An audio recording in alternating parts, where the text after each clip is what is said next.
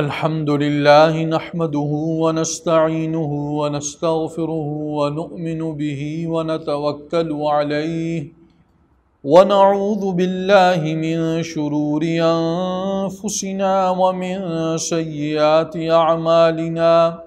من يهده الله فلا مضل له ومن يضلله فلا هادي له ونشهد أن لا إله إلا الله وحده لا شريك له ونشهد أن سيدنا ومولانا محمدا عبده ورسوله صلى الله تعالى عليه وعلى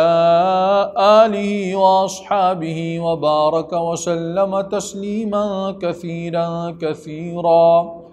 أما بعد فأعوذ بالله من الشيطان الرجيم بسم الله الرحمن الرحيم قل يا أهل الكتاب لستم على شيء حتى تقيموا التوراة والإنجيل وما أنزل إليكم من ربكم وليزيدن كثيرا منهم ما أنزل إليك من ربك طغيانا وكفرا فلا تأس على القوم الكافرين إن الذين آمنوا والذين هادوا والصابئون والنصارى من آمن بالله واليوم الآخر وعمل صالحا فلا خوف عليهم ولا هم يحزنون آمنت بالله صدق الله العظيم۔ سورۃ المائدہ کی آج آیت نمبر 68 سے ہم ابتدا کر رہے ہیں، اور میں نے ابھی آپ کے سامنے اس کی آیت نمبر 68 اور 69 68 اور 69 یہ دونوں تلاوت کی ہیں، اور یہ چھٹے پارے کا 14واں رکوع ہے، سورہ مائدہ کا 10واں رکوع ہے۔ آیات کا نمبر اس لیے بتا دیا تاکہ سننے والے قرآن کریم اپنے سامنے رکھ کر اس کو سن سکیں، اور اگر کسی وجہ سے قرآن پاک فی الوقت سامنے نہ ہو تو بعد میں کھول کر اس کو دیکھا جا سکے۔ اب جو آیتیں پڑھی ہیں ان کا پہلے میں ترجمہ کر دوں۔ قل یا اہل الکتاب لستم علی شیء، اے پیغمبر صلی اللہ علیہ وسلم آپ فرما دیجئے کہ اے اہل کتاب یعنی یہود و نصارہ، تم کسی چیز پر بھی نہیں ہوگے حتیٰ تقیموا التوراۃ والانجیل وما انزل الیکم من ربکم، یہاں تک کہ تم تورات اور انجیل اور جو تمہارے رب کی طرف سے نازل کیا گیا اس کو قائم نہ کرو۔ وَلَيَزِيدَنَّ كَثِيرًا مِّنْهُمْ مَا أُنزِلَ إِلَيْكَ مِن رَّبِّكَ طُغْيَانًا وَكُفْرًا، اور جو آپ کے اوپر آپ کے رب کی طرف سے اتارا گیا وہ ان میں سے بہت سوں کے اندر طغیان، سرکشی اور کفر کو زیادہ کرتا ہے، اس کو زیادہ کرے گا۔ فَلَا تَأْسَ عَلَى الْقَوْمِ الْكَافِرِينَ، تو آپ کافروں کی قوم پر افسوس نہ کیجیے۔ إِنَّ الَّذِينَ آمَنُوا وَالَّذِينَ هَادُوا وَالصَّابِئُونَ وَالنَّصَارَى، یقیناً وہ لوگ جو ایمان لائے اور وہ لوگ جو یہودی ہوئے اور صابی اور نصارہ یعنی عیسائی، من آمن باللہ والیوم الآخر وعمل صالحا فلا خوف علیہم ولا هم یحزنون، جو کوئی اللہ پر اور آخرت کے دن پر ایمان لایا اور اس نے کام کیا اچھا تو اس کے اوپر نہ تو کوئی خوف ہوگا اور نہ ہی وہ غمگین ہوں گے۔ پہلی آیت میں حضور سرکار دو عالم صلی اللہ علیہ وسلم کے ذریعے اہل کتاب سے ایک خطاب کیا گیا، ان کو ایک پیغام دیا گیا۔ اہل کتاب، جیسا کہ پہلے بھی عرض کر چکا ہوں کہ اہل کتاب ایک اصطلاح ہے، ایک ٹرمینالوجی ہے قرآن کریم کی، جس کا اطلاق ہوتا ہے ان لوگوں کے اوپر، ان مذاہب کے اوپر جو کسی آسمانی کتاب پر ایمان رکھنے کے دعوے دار ہیں، جیسے یہودی توریت کے اوپر اور عیسائی انجیل کے اوپر۔ یہ علیحدہ بات ہے کہ اس کے اندر انہوں نے کتنی چینج کر دی ہے، وقت کے ساتھ ساتھ اس میں تحریفات ہو چکی ہیں، لیکن بہرحال ان کا اعتقاد ہے، ان کے یہ اعتقاد کا حصہ ہے کہ وہ اس کے اوپر ایمان رکھتے ہیں، تو ان کو اہل کتاب کہا جاتا ہے۔ تو ان سے خطاب ہے، چونکہ یہ اہل کتاب عام کفار سے مختلف ہے، کیونکہ عام کفار وہ مشرکوں کو تو بلکہ امی بھی کہا گیا، ان پڑھ ہیں، لیکن یہ لوگ تو ایسے ہیں کہ ان کے پاس آسمانی کتابیں ہیں جس کا کوئی نہ کوئی پورشن جو ہے بہرحال وہ محفوظ بھی تھا۔ تو ان سے خطاب کر کے کہا گیا کہ لستم علی شیء حتی تقیموا التوراۃ والانجیل وما انزل الیکم من ربکم، کہ جب تک تم تورات پر اور انجیل پر اور وہ جو اب تمہارے اوپر تمہارے رب کی طرف سے نازل ہو، یعنی قرآن کریم، تورات انجیل تو پہلے کی بات ہو گئی نا، اب جو حضور سرکار دو عالم صلی اللہ علیہ وسلم کے ذریعے نازل ہوا وہ قرآن کریم ہے، جب تک تم اس کو قائم نہ کرو، یعنی اس کی پیروی نہ کرو، ان کی باتوں کو نہ مانو، اس وقت تک تم کسی بنیاد پہ نہیں ہوگے، تمہاری کوئی ٹھوس بنیاد نہیں ہے، باتیں تمہاری ہوائی ہوں گی۔ لیکن ساتھ فرمایا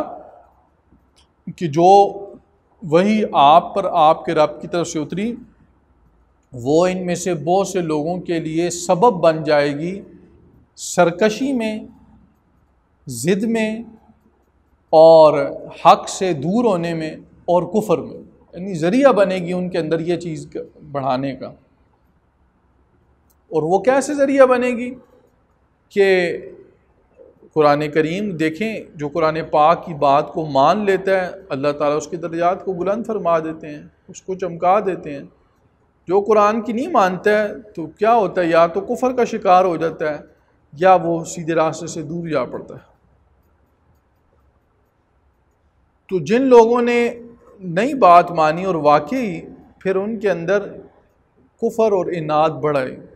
کیونکہ اللہ تعالیٰ زبردستی نہ تو کسی کو مسلمان کرتے ہیں اور نہ ہی زبردستی کسی کو کافر بناتے ہیں۔ اللہ رب العزت نے بندے کو ایک اختیار کا ایک درجہ دیا ہے، بندہ یہ نہیں کہہ سکتا کہ میں مجبور محض ہوں، نہیں، اس کو اللہ تعالیٰ نے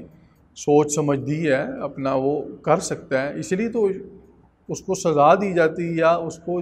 جزا دی جائے گی، ورنہ تو سزا و جزا کا کنسیپٹ ہی بیکار ہے کہ ایک آدمی مجبور ہے تو پھر تو وہ کچھ بھی نہیں کر سکتا۔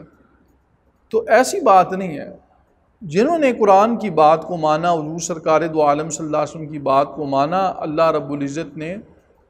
ان کے اندر ہدایت کو اور تقوی کو اور اپنے قرب کو اور درجوں کو بڑھا دیا۔ جنہوں نے نہیں کیا وہ دور جا پڑے، کفر بڑھ گیا۔ اور قرآن پاک جب مزید اترتا تھا تو یہ لوگ مذاق بھی اڑاتے تھے، تو ظاہر ہے جب مذاق اڑائیں گے تو اور وہ اپنے کفر میں آگے ہی بڑھیں گے۔ تو حضور سرکار دو عالم صلی اللہ علیہ وسلم کو فرمایا کہ آپ ان کافر لوگوں پر افسوس نہ کریں۔ حضور سرکار دو عالم صلی اللہ علیہ وسلم کو تو اللہ تعالیٰ نے ایسا بنایا تھا کہ آپ کو ایک ہر وقت ایک خواہش ہوتی تھی، بلکہ لالچ ایک ہوتی تھی کہ لوگ کیسے جہنم سے بچ جائیں اور جنت میں جانے والے بن جائیں۔ حریص علیکم، تمہارے اوپر حریص ہے۔ کیا مطلب کہ تم لوگوں کو اپنا فائدہ نہیں پتہ ہے، بچے ہو تم، عقل کے اعتبار سے کچے ہو تم جا رہے ہو جہنم کی طرف، تم جا رہے ہو اپنی تباہی والے راستے کی طرف، اور خود حضور سرکار دو عالم صلی اللہ علیہ وسلم فرماتے ہیں کہ میں تمہیں وہاں سے پکڑ کے جو ہے وہ پیچھے کرتا ہوں۔ وَكُنْتُمْ عَلَى شَفَا حُفْرَةٍ مِّنَ النَّارِ فَأَنْقَذَكُم مِّنْهَا، تم تو آگ کے گڑھے کے کنارے کے اوپر جا چکے تھے، تو اللہ تعالیٰ نے تمہیں وہاں سے بچایا حضور سرکار دو عالم صلی اللہ علیہ وسلم کے ذریعے۔ تو اب بھی اگر کوئی کفر اختیار کرتا ہے، سرکشی کرتا ہے اور جہنم کا راستہ اختیار کرتا ہے تو پھر آپ غم نہ کریں، افسوس نہ کریں، کیونکہ آپ کا کام کیا ہے، داعی حق کا کام کیا ہے؟ چونکہ حضور سرکار دو عالم صلی اللہ علیہ وسلم تمام جو داعیان حق ہیں ان کے لیے ایک سٹینڈرڈ ہیں کہ اس کو فالو کرنا ہے۔